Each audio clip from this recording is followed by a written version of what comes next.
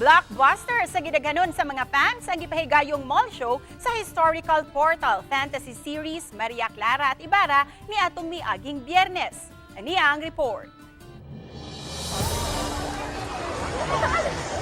Pipila ka oras sa wala pa ang mall show sa mga nag-unang cast sa Maria Clara at Ibarra. Kini na ang sitwasyon sa Ayala Terraces. Nag-unahay sa pagsud sa venue sa mall show ang mga fans. Sayo nga na punong venue. Pagsugod na sa mall show, way hunong ang syagit sa mga fans o usa sa grabing gidumog si David Licauco nga nagdala sa karakter ni Fidel.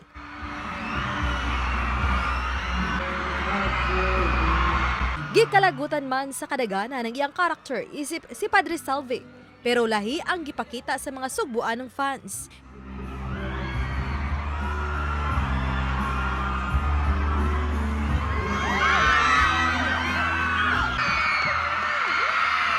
Grabe usabang energy sa mga fans dihang mikanta na si Maria Clara o si Julian San Jose in real life.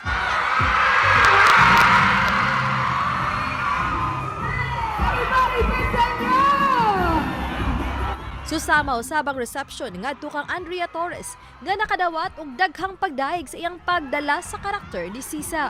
At ang iyang mas nagkakulbahinam nga episode sa Maria Clara at Ibarra nga nag-una sa primetime ratings. Uban ni Rod Prado, ako si Femari Dumabok.